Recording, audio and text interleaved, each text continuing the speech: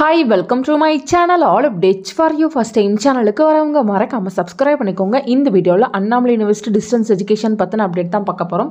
வெப்சைட்டில் பார்த்தீங்கன்னா assignment questions அப்படின்னு போட்டிருக்காங்க. அதை வந்து கிளிக் பண்ணால் இப்போ ரீசெண்டாக அசைன்மெண்ட்ஸ்க்கான அப்டேட் எல்லாமே போட்டிருக்காங்க. இதில் பார்த்தீங்கன்னா academic year 2024-2025 first year second செமஸ்டருக்கு வந்து போட்டிருக்காங்க. நெக்ஸ்ட்டு பார்த்தீங்கன்னா academic year 2024-2025 second year third செமஸ்டருக்கு வந்து இப்போ அப்டேட் வந்து பண்ணியிருக்காங்க. ஸோ நான் ஃபஸ்ட்டு பார்த்தீங்கன்னா செகண்ட் செமஸ்டர் வந்து கிளிக் பண்ணுறேன்.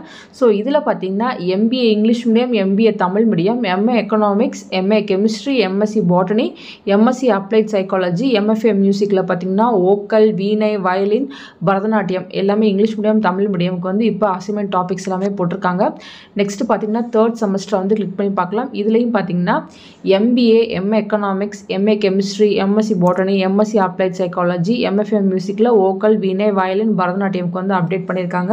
இப்போ பார்த்தீங்கன்னா நான் எம்ஏ எக்கனாமிக்ஸோட வந்து ஓப்பன் பண்ணுறேன். ஸோ நீங்கள் எந்த கோர்ஸ் வந்து படிக்கிறீங்களோ அதை கிளிக் பண்ணிங்கன்னா உங்களுக்கான பிடிஎஃப் வந்து ஓப்பன் ஆகும். இதிலே பார்த்தீங்கன்னா இன்ஸ்ட்ரக்ஷன் எல்லாமே கொடுத்துருக்காங்க.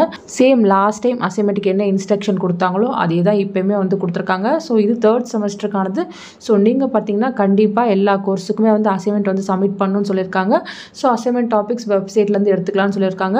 ஒவ்வொரு அசைன்மெண்ட்லேயும் பார்த்தீங்கன்னா 5 கொஷின் இருக்கும். கண்டிப்பாக நீங்கள் அந்த 5 கொஷினை எழுதி தான் ஆகணும். ஒரு கொஷினுக்கு 5 மார்க், டோட்டலாக 25 மார்க் அப்படின்னு சொல்லியிருக்காங்க. நெக்ஸ்ட் பார்த்தீங்கன்னா ஒரு கொஷனுக்கு நீங்கள் 4 பேஜுக்கு மேலே ஆன்சர் எழுதக்கூடாதுன்னு சொல்லியிருக்காங்க. ஸோ A4 ஷீட்டில் 1 சைட் மட்டும் தான் நீங்கள் எழுதணும் அப்படின்ற மாதிரி சொல்லியிருக்காங்க. ஒவ்வொரு பேஜ்லேயும் டாப் ரைட் கார்னரில் பார்த்தீங்கன்னா நீங்கள் உங்கள் என்ரோல்மெண்ட் நம்பரை வந்து எழுதிக்கோங்க. நெக்ஸ்ட்டு பார்த்தீங்கன்னா நீங்கள் ஃப்ரண்ட்டில் வந்து டெம்ப்ளேட் வச்சுக்கணும் அப்படின்ற மாதிரி சொல்லியிருக்காங்க. அதிலே வந்து எல்லா இன்ஃபர்மேஷனும் இருக்கும்.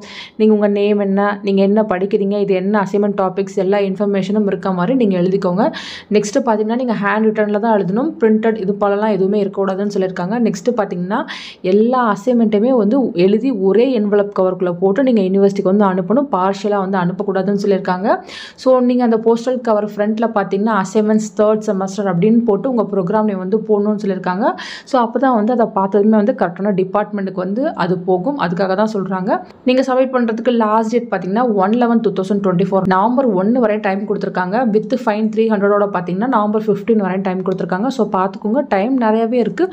பொறுமையாக வந்து நீங்கள் கொஷின் பேப்பர் டவுன்லோட் பண்ணி நீங்கள் வந்து எழுதுறதுக்கு வந்து ஸ்டார்ட் பண்ணுங்கள். அப்படியே கீழே பார்த்தீங்கன்னா உங்களுக்கு கொஷின்ஸ் எல்லாமே வந்து கொடுத்துருப்பாங்க. நீங்கள் கரெக்டாக எழுதி நீங்கள் வந்து சப்மிட் பண்ணிக்கோங்க ஃப்ரெண்ட்ஸ்.